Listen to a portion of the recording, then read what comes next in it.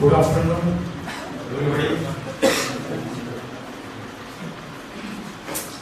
आज का जो टॉपिक है हमारा science versus silence, modern science versus silence, spirituality. आज का टॉपिक स्टार्ट करने से पहले 2 मिनट के लिए आप मेडिटेशन करेंगे। आप लोग बचपन से मेडिटेशन कर रहे हैं, लेकिन आप मेडिटेशन जो कर रहे हैं हो सकता है उसका जो तरीका है वो गलत हो।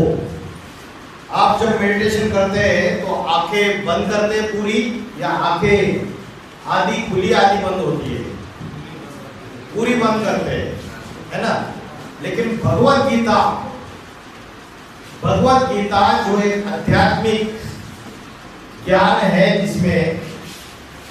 जिसमें जीवन कैसे जीना है और मन को कैसे कंट्रोल करना है, विल पावर कैसे बढ़ानी है, इसकी जो नॉलेज दी है उसमें बोला है चैप्टर नंबर 6 श्लोक नंबर 12 और 13 में बोला है आंखें खुली रखकर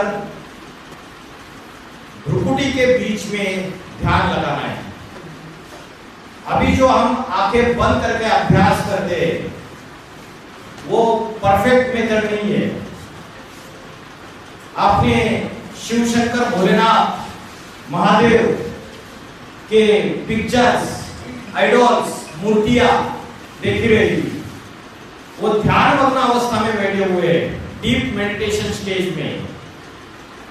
उनकी आंखें पूरी बंद है या आधी खुली आधी बंद है, या पूरी खुली है? आधी खुली आधी बंद है, partially open eyes, not completely close. तो योग, मेडिटेशन, ध्यान, इसको कैसे करना है? क्योंकि भगवत गीता में कर्म योग बताया। कर्म योग का अर्थ यह है कि कर्म करते हुए ध्यान में रहना है। हम क्या करते हैं? 10 मिनट 15 मिनट बैठ जाते हैं बस आंखें बंद करके, लेकिन पूरा दिन तो हम नहीं करते हैं। तो पूरा दिन खाना खाते वक्त, पानी पीते वक्त, पढ़ाई करते वक्त, किचन में खाना बनाते वक्त, सारे कर्म करते वक्त, साइकिल चलाते वक्त, गाड़ी चलाते वक्त, हम अगर ध्यान में रहने का अभ्यास अगर हमको करना है तो आंखें खुली रख के अभ्यास करना है। तो कैसे करें उसको, अभ्यास को? तो अभी मैं प्रैक्टिस करेंगे हम 2 मिनट के लिए। सभी को सीधे बैठना है, गर्दन सीधी, पीठ सीधी, सबको centre point of the forehead, इस पॉइंट पे ध्यान लगाना है। इसको बोलते हैं भ्रुकुटी। भ्रुकुटी के बीच में ध्यान लगाना है आपको सभी को। जैसे आकाश में स्टार चमकता है वैसा स्टार, छोटा सा स्टार, पॉइंट ऑफ लाइट यहाँ पे चमक रहा है। ऐसे आपको विजुअलाइज करना है। माइंड में आपके मल्टीपल थॉट्स आएंगे, अलग अलग थॉट्स आएंगे। उन थॉट्स के पीछे आपको भागना नहीं है, अपने माइंड को कंट्रोल करना है। आपको एक ही थॉट करना है, I am a point of light situated in the center point of the forehead. भ्रुकुटी के मध्य में मैं चमकता हुआ सितारा हूं। ये एक ही थॉट करना है आपको, और दूसरे थॉट से उनके पीछे भागना नहीं है। कोई भी याद नहीं आना चाहिए 2 मिनट के लिए। सारे वर्ड से, दुनिया से अपने आप को डिस्कनेक्ट कर लो। अपना कोई भी सबसे प्रिय मित्र, आपका जो फ्रेंड है, वो याद नहीं आना चाहिए, जिसकी याद बहुत ज्यादा आती है आपको। उसको 2 मिनट के लिए भूल जाओ। कोई प्रिय वस्तु, कोई प्रिय पदार्थ। तो आसाम की मिठाई कौन सी है फेवरेट? है?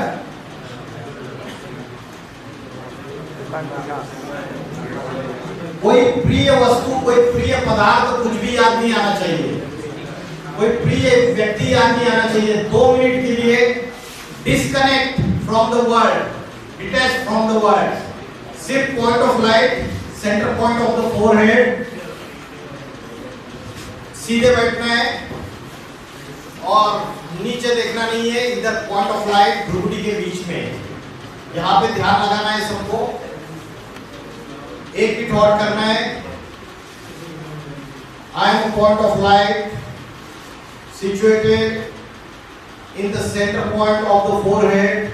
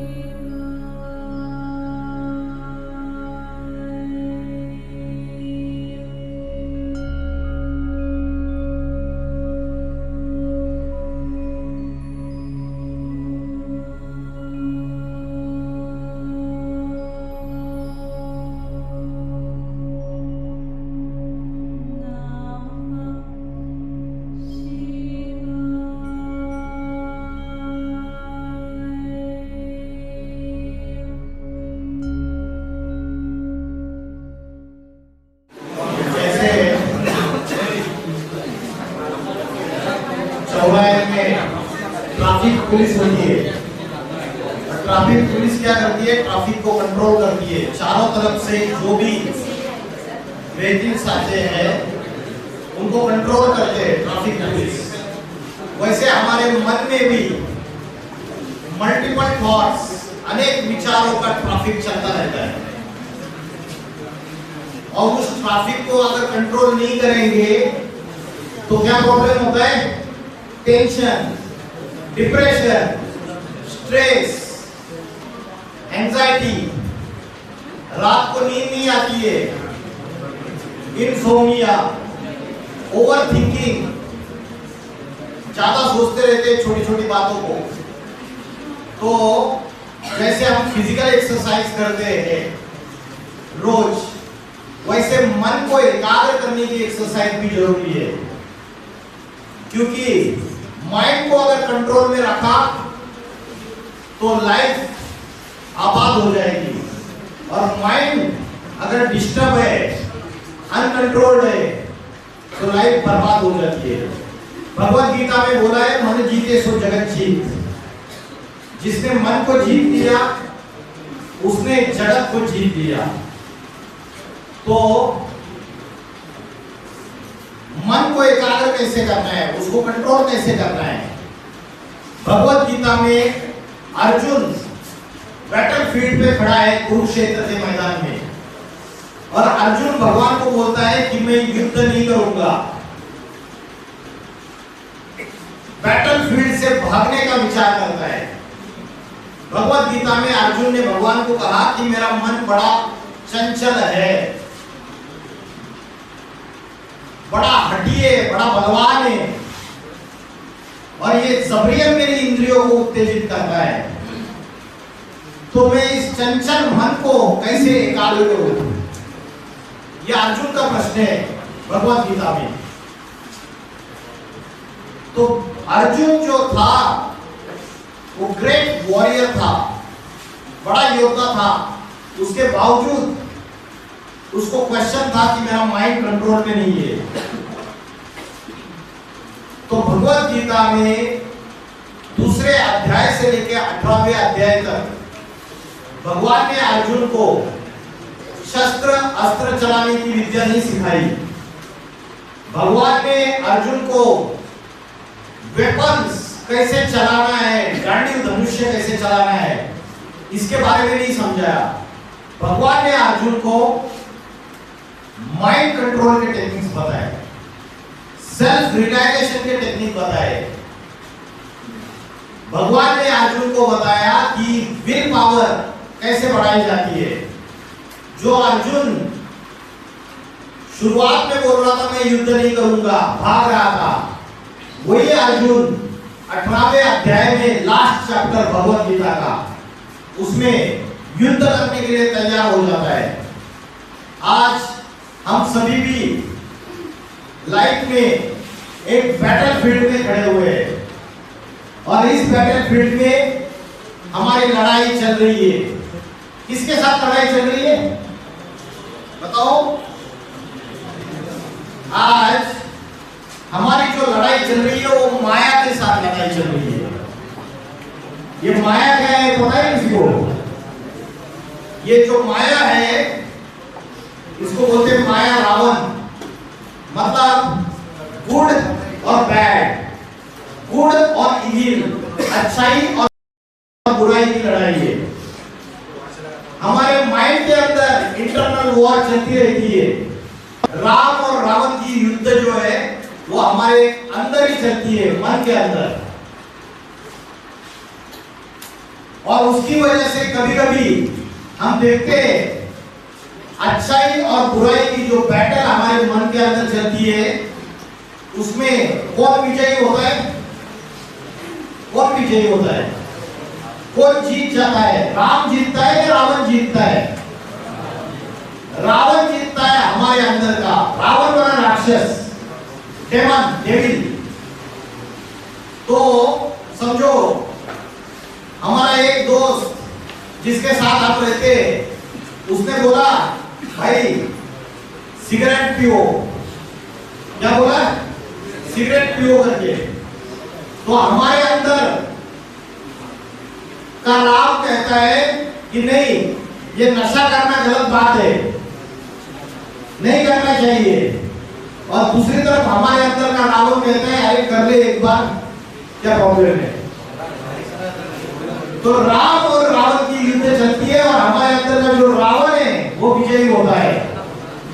तो कलयुग, जो कलयुग चल रहा है अभी, इस कलयुग में गुड और इविल, अच्छाई और बुराई की युद्ध चल रही है। तो आज का जो टॉपिक है वो टॉपिक है मॉडर्न साइंस वर्सेस साइलेंस। आज मॉडर्न साइंस की वजह से जो सैटेलाइट कम्युनिकेशन है उसकी वजह से यहां बैठा हुआ व्यक्ति वीडियो कॉलिंग से अमेरिका में बात कर सकता है, कम्युनिकेशन कर सकता है। ये वायरलेस कम्युनिकेशन है। वैसे ही अध्यात्म में जो टेलीपैथी है वो है transmission of thoughts from one mind to another mind.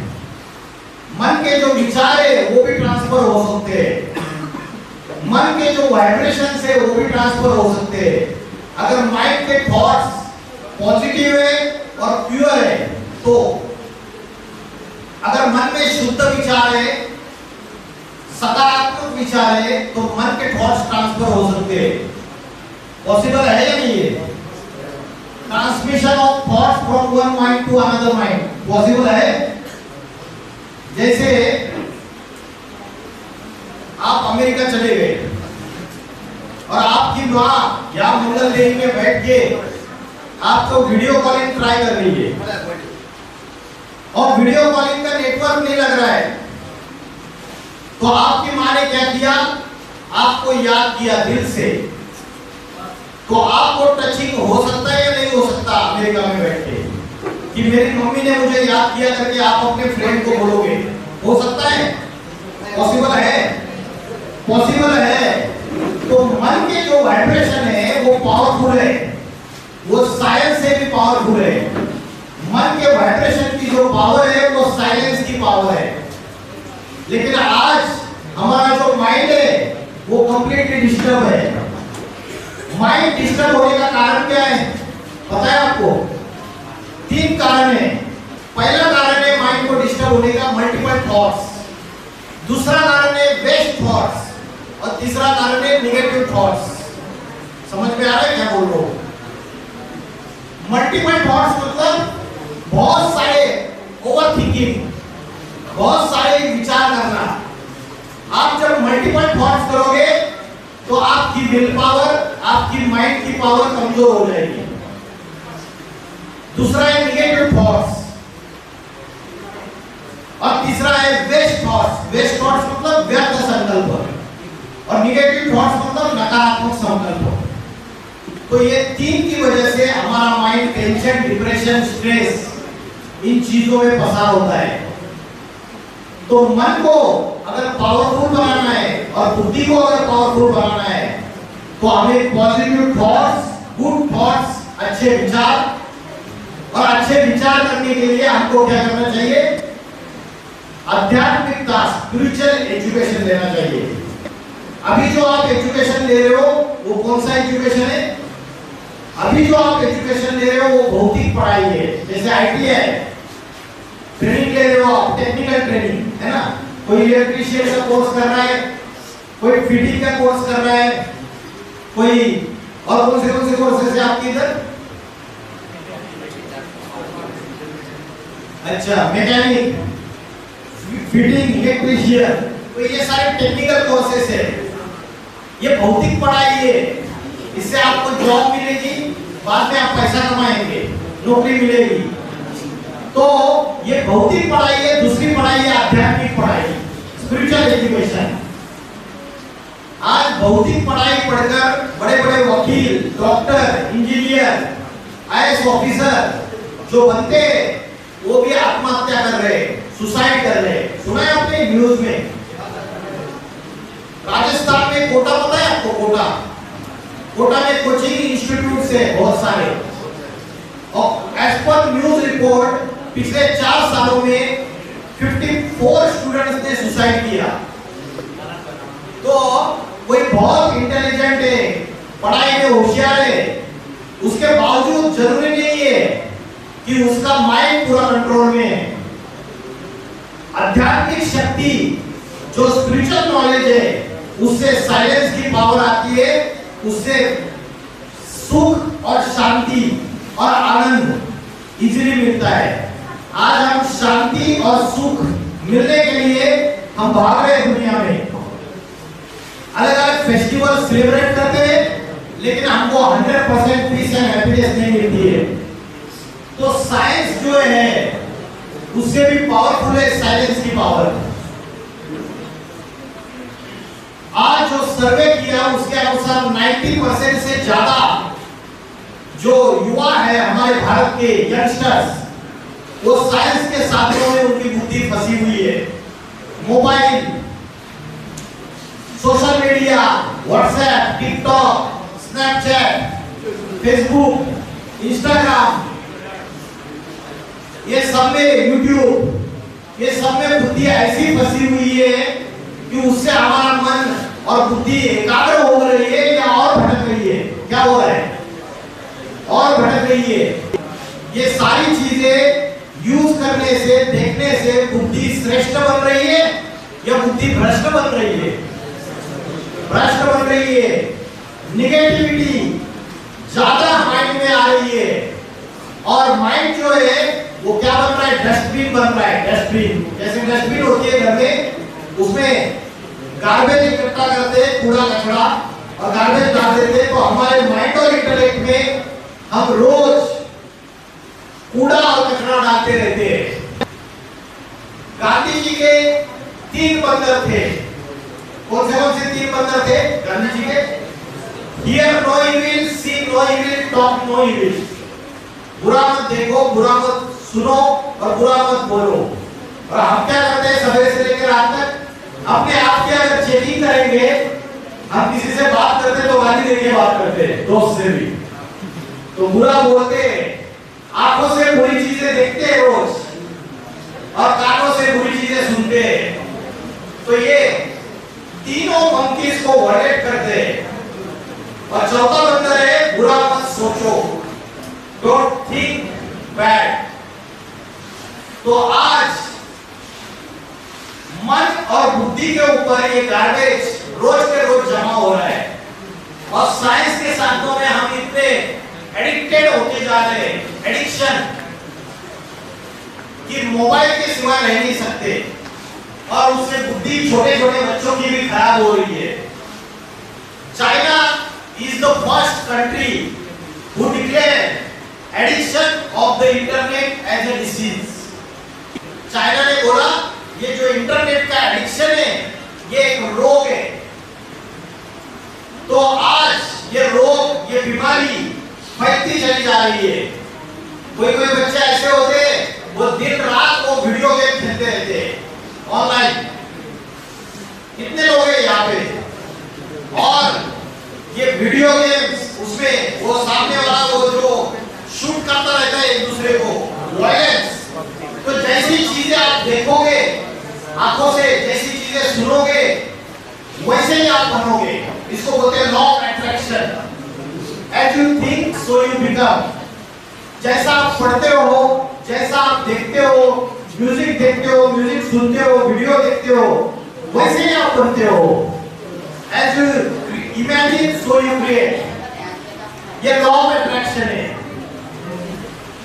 तो आज क्या हो गया है, साइंस के साधनों में हम ऐसे फंस गए कि ये जो सोशल मीडिया है, ये सोशल मीडिया हमारे इमोशंस के ऊपर पूरा इफेक्ट कर रहा है। और सोशल मीडिया जो है हमारे स्टडीज से भी डायरेक्टली कनेक्शन है उसका। आज जो टेंशन, डिप्रेशन, स्ट्रेस, हमारे अलग अलग इमोशन से, कभी आप बहुत गुस्से में आ जाते हैं, एंगर, तो उसका कारण क्या है? कोई ऐसी वायलेंट वेब सीरीज या कोई ऐसा मूवी देख लेते हैं जिसमें वायलेंस है, तो हमारे अंदर भी वायलेंस आ जाता है। तो साइंस के ये जो साधन है उससे हमारे बुद्धि में, माइंड में करप्शन बढ़ता चला जा रहा है। आजकल मोबाइल में पोर्नोग्राफी, एडल्ट कंटेंट, इसको देखते ज्यादा है भारत के युवा।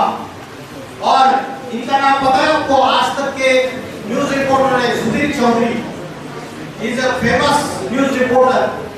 तो उन्होंने एक एपिसोड चलाया और उन्होंने एक सर्वे किया था 10 अगस्त 2024 से लेके 28 अगस्त 2024। एज पर दैट सर्वे, भारत के 90% जो यंगस्टर्स है वो गूगल पे, सर्च इंजन पे एडल्ट कंटेंट, पोर्नोग्राफी ज्यादा सर्च करते हैं और सिर्फ 20 और 25% जो जॉब सर्च करते हैं।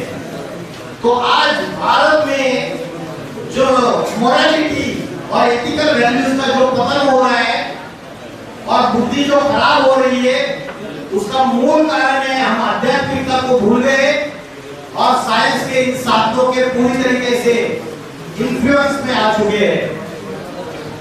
इनका नाम पता है आपको? क्या नाम है इनका? जानते हो आप? हाँ जी, इन्होंने रंग में डाला दिया। इन्होंने बीच में ऐसी ऑब्सीन लैंग्वेज यूज की थी, गंदी लैंग्वेज, सोशल मीडिया प्लेटफॉर्म पे। इनके ऊपर केस रजिस्टर हो गए थे। तो आज इंटरनेट पे जो भी परोसा जा रहा है, उस जो भी चीजें परोसी जा रही है उसको हम ले रहे हैं, जबकि हमारी बुद्धि के अंदर डिसीजन मेकिंग पावर है कि क्या लेना चाहिए और क्या नहीं लेना चाहिए, क्या एक्सेप्ट करना है और क्या रिजेक्ट करना है। लेकिन आज ये जितना भी ऑनलाइन कंटेंट है, उस ऑनलाइन कंटेंट को हम बिना सोचे समझे कि हमें फायदा करेगा या नुकसान करेगा, इसको बिना सोचे समझे आप इस ऑनलाइन कंटेंट को देखते रहते। आज का जो यंगस्टर्स है ये नशा, ड्रग्स, गांजा, शराब, इसके भी एडिक्टेड होते जा रहे हैं। अगर आप नॉर्थ इंडिया में जाएंगे तो राजस्थान, हरियाणा, पंजाब, हिमाचल प्रदेश, उत्तराखंड, ये सारे जो स्टेट्स है उसमें जो कॉलेजेस, यूनिवर्सिटी में पढ़ने वाले बच्चे वो पूरी तरीके से एडिक्टेड होते जा रहे हैं। और इतना ज्यादा नशा का ये साम्राज्य फैला हुआ है कि सर हमने इतना बड़ा ये कार्यक्रम देखा नशा मुक्ति अभियान का, और यूनिवर्सिटी नशे का सबसे बड़ा एपी सेंटर है। सर आज हम 5 यूनिवर्सिटी के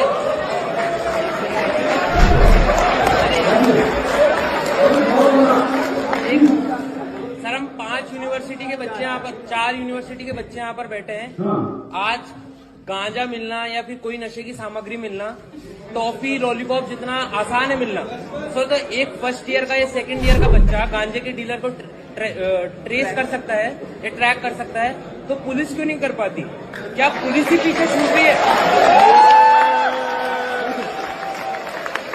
सर एक second sir let me complete sir मेरा जो मानना है, क्योंकि मैं भी सोसाइटी में रहता हूँ, यूनिवर्सिटी का स्टूडेंट हूँ सर, यहाँ सामने चौकी है और चौकी के सामने ही गांजा मिलता है, तो क्या आपको नहीं लगता? दिल्ली के नजदीक हरियाणा है, हरियाणा स्टेट में ये यूनिवर्सिटी है, और वहाँ एक सीनियर पुलिस ऑफिसर नशा मुक्ति का लेक्चर ले रहा था। उस समय ये स्टूडेंट ने पोल पट्टी खोली, उसने बोला कि पुलिस भी मिली हुई है, आज ये जो लोग नशा की सामग्री बेचते हैं, तो आज दुनिया में अंधकार फैलता चला जा रहा है, निगेटिविटी फैलती चली जा रही है। आपको पता है शक्तिमान सीरियल आती थी पहले, आपने किसी ने देखा है शक्तिमान सीरियल? मैडम जब आप लोग छोटे थे तो शक्तिमान सीरियल आता था। उस शक्तिमान सीरियल में एक विलन था, उसका नाम था किल्विश, और किल्विश काले कपड़े पहनता था, बोलता था अंधेरा कायम रहे, ऐसे बोलता था। तो आज दुनिया में ऐसे शैतान, ऐसे राक्षस बैठे हुए हैं जो युवाओं की बुद्धि खराब करने के लिए लग पड़े, क्योंकि उनको पता है अगर हमने युवाओं को नशे में, गंदी चीजों में अगर इन्वॉल्व कर दिया तो ये दुनिया खलास हो जाएगी, ये दुनिया का पतन हो जाएगा। तो आज अच्छाई फैलाने वाले भी लोग हैं, स्वामी विवेकानंद, रामकृष्ण परमहंस, तुलसीदास, कबीरदास, सूरदास, गुरु नानक जी, अच्छे लोग भी है जो अच्छाई फैलाते समाज में, और ऐसे भी लोग हैं जो निगेटिविटी फैलाते रहते हैं। तो ये साइंस के जो साधन है, ये साइंस के साधनों की जो स्पीड है, उससे भी ज्यादा स्पीड आपके मन के संकल्पों की है। अगर मन के विचारों को शुद्ध बनाएंगे, पवित्र बनाएंगे, तो साइंस जो काम कर सकता है उससे भी बड़ा काम हमारे मन के विचार कर सकते हैं। आज जब रॉकेट चंद्रमा पे या मंगल ग्रह पे रॉकेट भेजते हैं तो कितना पैसा खर्च करते हैं? मिलियंस ऑफ डॉलर्स, अरबों खरबों खर्चा करते हैं, कितना पैसा, कितनी एनर्जी वेस्ट करते हैं, कितना समय वेस्ट करते हैं। लेकिन अगर आपका मन का संकल्प पावरफुल है तो आप 1 सेकंड में चंद्रमा के ऊपर जाकर पहुंच सकते हो। तो माइंड की जो पावर है, वाइब्रेशन की जो पावर है, इसको आज हम साइंस के साधनों में फंसकर हम पूरी तरीके से भूल चुके हैं। जो साइंस है उसके साधनों के ऊपर हम पूरी तरीके से डिपेंड हो चुके हैं। तो जो मॉडर्न साइंस के साधन है वो हमारे माइंड और इंटेलेक्ट, मन और बुद्धि का विनाश कर रहे हैं, मन और बुद्धि को खराब कर रहे हैं, उसको भ्रष्ट बना रहे हैं, और बाहर की दुनिया में भी साइंस के साधन विनाश कर रहे हैं। आजकल हॉस्पिटल में जब ऑपरेशन होता है किसी का, तो जिसका ऑपरेशन है वो बहुत डरा हुआ रहता है, उसको डर रहता है कि कहीं मुझे कोई बड़ी प्रॉब्लम ना हो जाए, तो उसकी जो कॉन्फिडेंस लेवल है, विल पावर, वो बहुत कमजोर रहती है उस समय।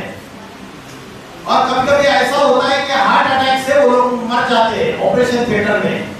तो डॉक्टर्स आजकल भगवत गीता पढ़ने के लिए दे रहे हैं ताकि उनका विल पावर, उनका कॉन्फिडेंस बढ़ता जाए। तो साइंस के जो साधन है, उस साइंस के साधनों से आज पॉजिटिव यूज ज्यादा होने की जगह निगेटिव यूज ज्यादा हो रहा है। जो बड़े बड़े साइंटिस्ट हैं, निकोला टेस्ला, अल्बर्ट आइंस्टाइन, ये लोग भी भगवत गीता पढ़ते थे, और ये लोग भी स्पिरिचुअलिटी और अध्यात्म को मानते थे। इन्होंने कहा हमने जितने भी नए नए साइंस के इन्वेंशन किए, वो साइंस के जो इन्वेंशन है वो हमने सारे के सारे इन्वेंशन मेडिटेशन, साइलेंस की पावर और भगवत गीता इसका आधार लिया साइंस के बड़े बड़े इन्वेंशन करने के।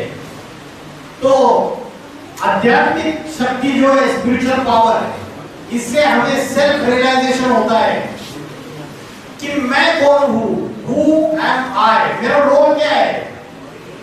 आज दुनिया में पशु पक्षी प्राणी एनिमल्स सब लोग जी रहे हैं, लेकिन मनुष्य जो है ह्यूमन बीइंग, उसमें और प्राणियों में और पशु पक्षियों में क्या अंतर है। मनुष्य के पास बुद्धि है, ऐसी बुद्धि है जिस बुद्धि का पॉजिटिव यूज करके वो क्रिएशन कर सकता है, नव युग की स्थापना कर सकता है। लेकिन आज हम अपनी असली आइडेंटिटी को भूल चुके हैं। हमारी आइडेंटिटी क्या है अगर पूछा तो हम बोलते हैं मैं आसामीज हूँ, मैं आसामीज हूँ, मैं बंगाली हूँ, मैं गुजराती हूँ, मैं पंजाबी हूँ, या हम आइडेंटिटी बताते हैं। या तो मैं वकील हूँ, मैं डॉक्टर हूँ, मैं इंजीनियर हूँ। हम या तो अपने रिलीजन के आधार पे आइडेंटिटी बताते हैं, या तो कास्ट के आधार पे आइडेंटिटी बताते हैं, या तो अपना नाम बता देते हैं, या तो अपना क्वालिफिकेशन बता देते हैं। लेकिन ये हमारी परमानेंट आइडेंटिटी नहीं है। हमारी परमानेंट आइडेंटिटी हम भूल चुके हैं और उसकी वजह से आप दुखी है, परेशान है, टेंशन है, डिप्रेशन है। तो शिव शंकर भोलेनाथ ने हनुमान जी को पूछा कि आपकी आइडेंटिटी क्या है, कौन हो तुम, हु आर यू, क्वेश्चन पूछा और हनुमान जी ने क्या जवाब दिया, देखिए।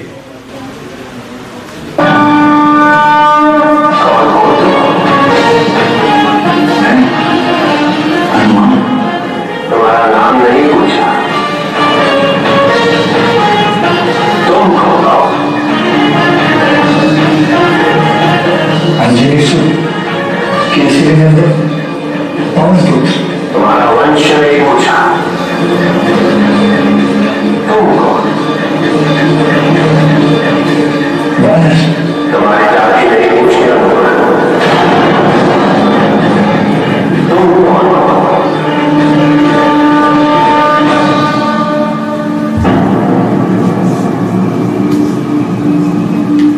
मुझे क्या मुझे केवल ये ज्ञात है कि मुझे कुछ ज्ञात नहीं। मुझे अभी ये ज्ञात है कि मैं स्वयं अज्ञात हूँ। तो हम भी अपनी आइडेंटिटी भूल चुके हैं, जैसे हनुमान अपनी आइडेंटिटी भूल चुका है। तो शिव शंकर भोलेनाथ उसको अपनी आइडेंटिटी बताते हैं।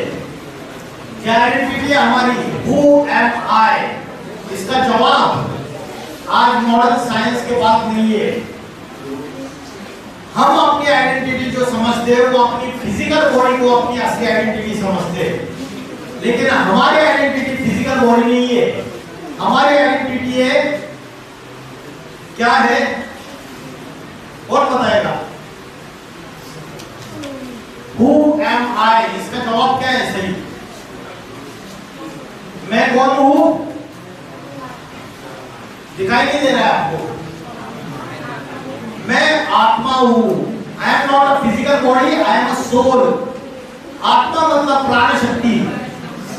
जैसे व्यक्ति की प्राण शक्ति चली जाती है, उसकी डेड बॉडी हो जाती है। तो मेरी असली आइडेंटिटी जो है, जो मैं भूल चुका हूं, वो आत्मा है, वो परमानेंट आइडेंटिटी है। वो जन्म लेने से पहले भी थी और मृत्यु होने के बाद भी रहेगी। बोलो क्या जवाब, हु एम आई, मैं कौन हूं, आप कौन हो, क्या जवाब दोगे? क्या हो? ITI स्टूडेंट हो, यही तो बात समझाई मैंने। मैं ITI स्टूडेंट हूँ, मैं मेडिकल का स्टूडेंट हूँ, मैं डॉक्टर हूँ, मैं फलाना हूँ, मैं वकील हूँ। ये मेरी असली आइडेंटिटी नहीं है। आज दुनिया में इतने लोग दुखी है, अशांत है, समस्याएं बढ़ती चली जा रही है, अनएम्प्लॉयमेंट बढ़ती चली जा रही है, करप्शन बढ़ता चला जा रहा है, और आज हर कॉलेज में, इंस्टीट्यूट में, कोई भी दफ्तर में जाओ, आपको ड्राइविंग लाइसेंस बनाना है तो भी करप्शन है। तो उसका मूल कारण है कि आज हम अपनी असली आइडेंटिटी भूल चुके हैं, स्पिरिचुअलिटी को भूल चुके हैं। मेरी असली आइडेंटिटी है कि मैं एक आत्मा हूं। आत्मा का ध्यान कैसे करना है? I am not a physical body. मैं फिजिकल बॉडी को सब कुछ समझ बैठा, तो आत्मा का ध्यान कैसे करना है? आत्मा का ध्यान करने के लिए आपको आत्मा को याद करना पड़ेगा। लेकिन आत्मा कहाँ रहती है? इस शरीर में, नाक पे रहती है, इधर रहती है, हृदय में रहती है। कहाँ रहती है आत्मा? यहाँ भ्रुकुटी के बीच में, centre point of the forehead. क्या प्रूफ है इसका आपके पास? यहाँ पे आत्मा रहती है।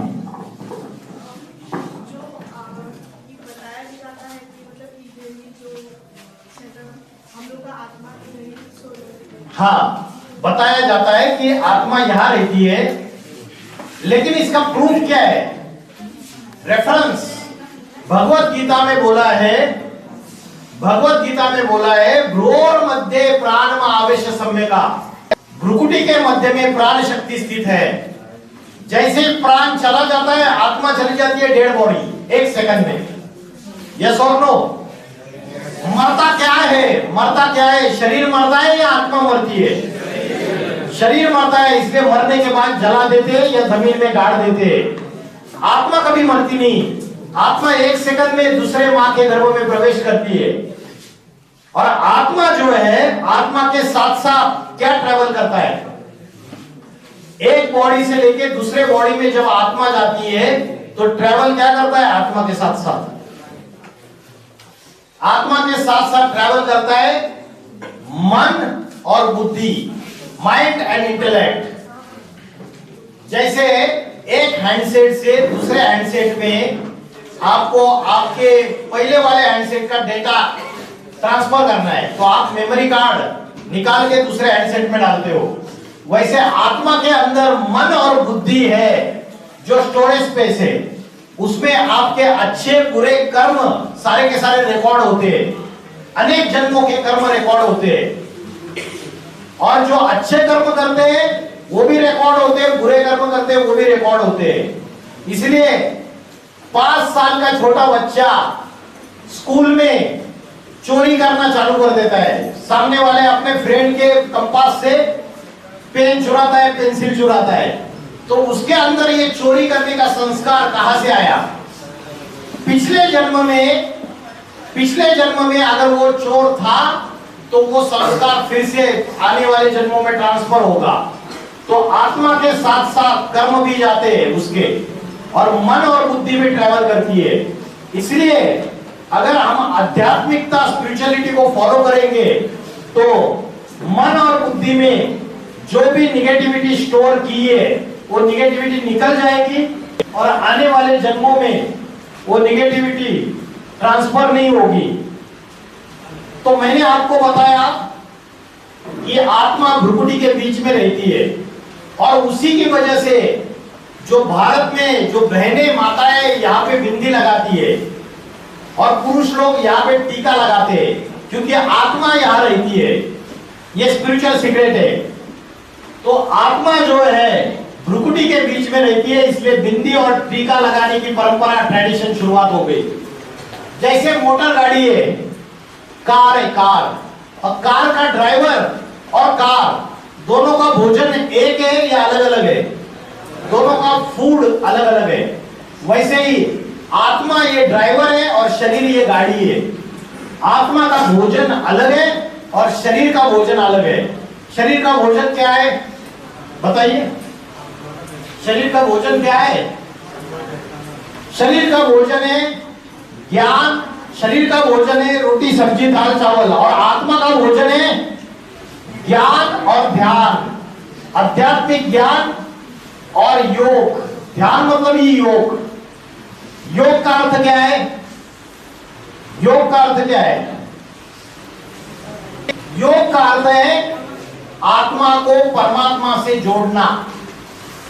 किसको किससे जोड़ना? आत्मा को परमात्मा से जोड़ना है। जब भगवान को याद करते हैं इसका मतलब योग है। हम समझते हैं योगासन और प्राणायाम ही योग है, ये गलत हमारी धारणा है।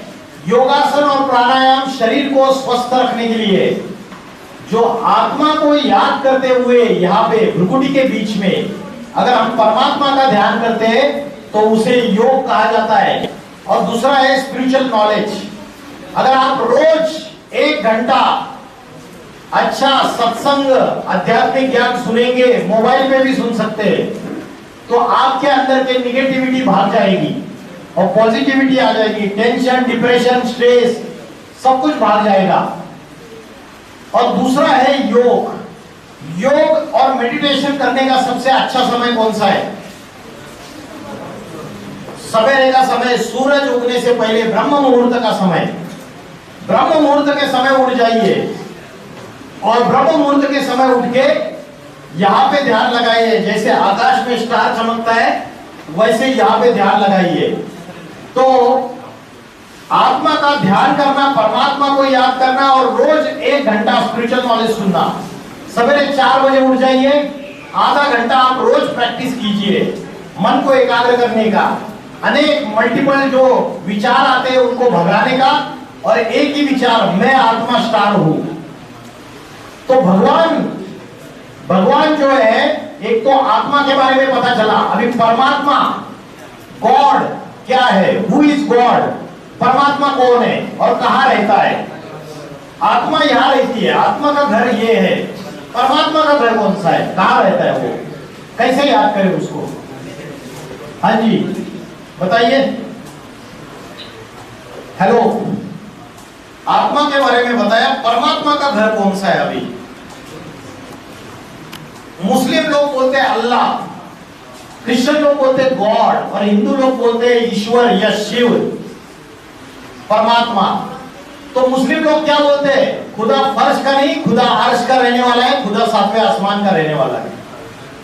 क्रिश्चियन लोग बोलते हैं जीसस क्राइस्ट, उंगली ऊपर कर देता है, supreme soul lives in the supreme abode. और हिंदू लोग, भगवत गीता में बोला है, जहां चंद्र सूर्य तारों की रोशनी नहीं पहुंच सकती, उस ब्रह्मलोक का, उस परम धाम का मैं रहने वाला हूं। तो भगवान ऊपर वाला है ना। डॉक्टर भी बोलता है मैंने कोशिश कर ली, ऊपर वाला चाहेगा तो सब कुछ ठीक हो जाएगा। तो ऊपर वाले का घर कहां होगा? ऊपर ही होगा ना। अच्छा, वो ऊपर वाला कभी नीचे आता है या नहीं आता है? और आता है तो कब आता है? टाइमिंग क्या है उसका आने का? ये दुनिया जो है ये 4 युगों में बटी हुई है। ये दुनिया के 4 युग है। 4 युग कौन से पता है आपको? हाँ जी,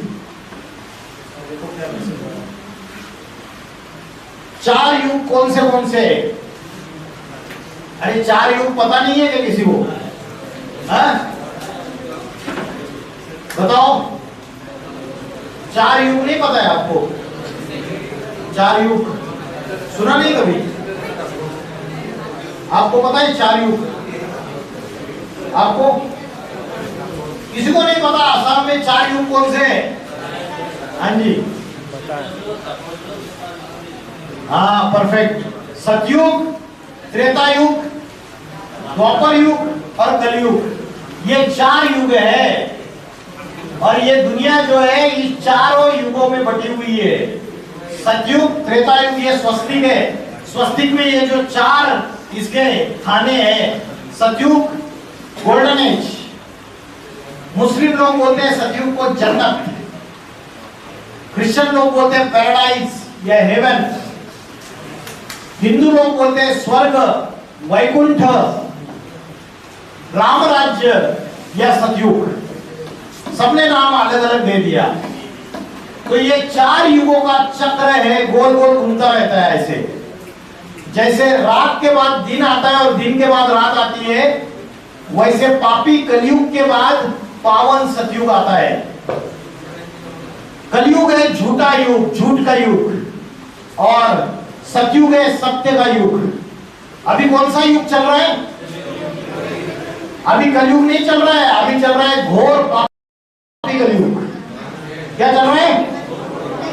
हाँ, दुनिया में पाप, भ्रष्टाचार, अत्याचार, दुख, अशांति, हिंसा, आतंकवाद, वायलेंस, मिलिटेंसी सब कुछ बढ़ता चला जा रहा है।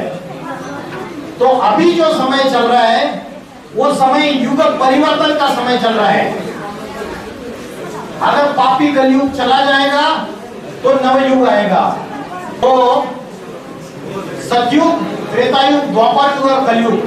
कलयुग का जो लास्ट समय 100 इयर्स का जो समय है वो टाइमिंग है भगवान ऊपर से नीचे आता है और किसी साधारण मनुष्य शरीर का मीडियम लेता है, आधार लेता है। इसलिए भगवत गीता में बोला, मैं जब आता हूं दुनिया में तब साधारण मनुष्य शरीर में आता हूं। जब धर्म की ग्लानि होती है, अधर्म का बोलबाला होता है, तब दुर्जनों का विनाश करने के लिए, सज्जनों की रक्षा करने के लिए मैं आता हूं। अभी मुझे बताइए, धर्मों के बीच में झगड़ा चल रहा है या नहीं चल रहा है? बाहर की दुनिया में हिंदू, मुस्लिम, क्रिश्चियन सारे लड़ झगड़ रहे हैं। धर्म की ग्लानि चल रही है। सत्य सनातन धर्म की बातें भूल गए हम। आज दुनिया में लिव इन रिलेशनशिप चालू हो गई, भारत में भी, और सुप्रीम कोर्ट ने उसको लीगल बना दिया। जो भी गलत काम है उसके लिए पूरा लीगल बना दिया, पूरा गलत काम करो। तो धर्म की ग्लानि हुई या नहीं हुई? हुई। पहले आज से 60-70 साल पहले भारत में डाइवोर्स होते थे क्या? डाइवोर्स। अभी कोर्ट में जाओ, आपको इतने सारे डाइवोर्स केसेस दिखेंगे। तो धर्म की जब ग्लानि होती है और अधर्म का जब बोलबाला होता है तो भगवान शिव इस धरती पर अवतार लेते हैं। इसलिए हम एक फेस्टिवल मनाते हैं, महाशिवरात्रि। उस फेस्टिवल में रात्रि शब्द ये क्यों यूज किया? महारात्रि इसलिए यूज किया क्योंकि कलयुग जो है, पापी कलयुग, वो रात्रि के समान है। जैसे रात्रि में डार्कनेस होती है, अंधेरा होता है, वैसे कलयुग में सब जगह अंधेरा है। डार्कनेस ऑफ द इग्नोरेंस, अज्ञान अंधकार है। आज किसी को भी आत्मा का ज्ञान नहीं है, परमात्मा का ज्ञान नहीं है, कोई नॉलेज नहीं है, सब कुछ भूल गए हम। तो ये ऐसा जो समय है कलयुग की, पापी कलयुग के रात्रि का, उस समय भगवान शिव इस धरती पर अवतार लेते हैं और राजयोग की शिक्षा सिखाते हैं। राजयोग की शिक्षा जो है वो क्या है? ब्रह्म मुहूर्त के समय उठना है, आत्मा का ध्यान करना है और परमात्मा को याद करना है। और राजयोग की जो शिक्षा है वो 4 पिलर्स के ऊपर आधारित है। वो 4 पिलर्स है। ब्रह्मचर्य, ब्रह्मचर्य मतलब सेलिबसी, सेल्फ कंट्रोल, मन की पवित्रता, स्पीच की पवित्रता मतलब वाणी की पवित्रता, और कर्मों में पवित्रता। फर्स्ट है ब्रह्मचर्य। दूसरा है शुद्ध अन्न, जैसे खाओगे अन्न वैसे बनेगा मन, जैसे पियोगे पानी वैसे होगी वाणी। और तीसरा है दैवी गुण, अच्छे गुण धारण करने। और चौथा है सत्संग। कलयुग में 2 दोष है, अन्न दोष और संग दोष। अगर आप गलत संग किया, कुसंग किया, तो आप गड्ढे में चले जाएंगे। आप अच्छे फ्रेंड का संग किया तो आपको बड़े बड़े लाइफ में जो प्रॉब्लम्स है वो भी सॉल्व हो जाएंगे। तो राजयोग की जो शिक्षा है वो अगर हम रेगुलर डेली लाइफ में अगर फॉलो करते हैं, आत्मा का ध्यान करते हुए परमात्मा को याद करते हैं, तो 100% पीस एंड हैप्पीनेस, शांति और सुख हमारे जीवन में आएगा। अभी जो समय चल रहा है वो वर्ल्ड वॉर 3 का समय चल रहा है। यस और नो? World war 3। अभी सारे देश आपस में लड़ाई झगड़ा कर रहे हैं, राज्य आपस में लड़ाई झगड़ा कर रहे हैं। तो सब जगह लड़ाई झगड़े का वातावरण है, वर्ल्ड वॉर 3। और अगर वर्ल्ड वॉर 3 चालू हो गया तो न्यूक्लियर वॉर होगी। आज छोटे से छोटे कंट्री के पास न्यूक्लियर वेपन्स है, एटम बॉम्ब है, एटॉमिक वेपन्स है या नहीं है? पाकिस्तान के पास खाने के लिए आटा नहीं है, चावल नहीं है, बच्चों को पिलाने के लिए दूध नहीं है, लेकिन उनके पास एटम बॉम्ब है। और वो धमकी देते रहते हैं कि हमारे पास एटम बॉम्ब है, फोड़ देंगे करके। तो आज मनुष्य ने मॉडर्न साइंस के आधार पे एटम बॉम्ब तैयार किया, और एटम बॉम्ब हमारी घर की सजावट के लिए नहीं है, इस दुनिया के विनाश के लिए, मानवता के विनाश के लिए। तो अगर थर्ड वर्ल्ड वॉर हुआ तो न्यूक्लियर वॉर होगी, और न्यूक्लियर वॉर होगी तो जब एटम बॉम्ब का एक्सप्लोजन होगा तो उसकी वजह से अर्थ का टेम्परेचर इंक्रीज हो जाएगा। अर्थ का टेम्परेचर इंक्रीज होने से क्या होगा? अर्थ का टेम्परेचर इंक्रीज होने से क्या होगा बताइए? अर्थ का टेम्परेचर इंक्रीज होने से उत्तर ध्रुव और दक्षिण ध्रुव में जो बर्फ के पहाड़ है वो पिघल जाएंगे। वो पिघलने से क्या होगा? समुद्र का जो जल स्तर है, सी लेवल, वो बढ़ जाएगा, और उससे बड़े बड़े जो महाद्वीप है, बड़े बड़े शहर है, आइलैंड्स, बॉम्बे, विशाखापट्टनम, काटला, चेन्नई, ये सारे समुद्र के अंदर चले जाएंगे। ये नासा की रिपोर्ट है। अमेरिका, यूरोप, ये भी समुद्र के अंदर चला जाएगा, ये समुद्र से ही बाहर आए। तो अगर तीसरा विश्व युद्ध हुआ और न्यूक्लियर वॉर हुई तो उसकी वजह से नेचुरल कैलेमिटीज भी हो सकती है, भूकंप, ज्वालामुखी। ये वीडियो देखिए।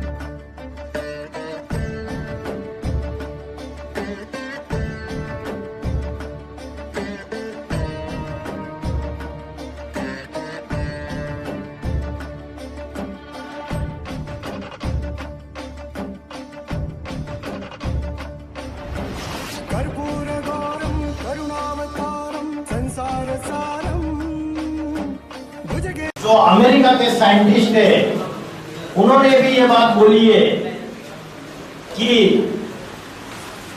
आने वाले कुछ सालों में ही ये सारी दुनिया का विनाश होने वाला है। अमेरिका के जो साइंटिस्ट है उन्होंने एक डूम्सडे क्लॉक तैयार किया है, प्रलय की घड़ी, विनाश की घड़ी तैयार की है।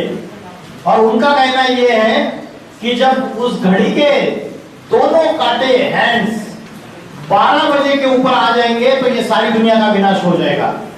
और उनके अनुसार अभी कुछ साल बचे हुए, 8-10 साल इस दुनिया के कंप्लीट विनाश के लिए।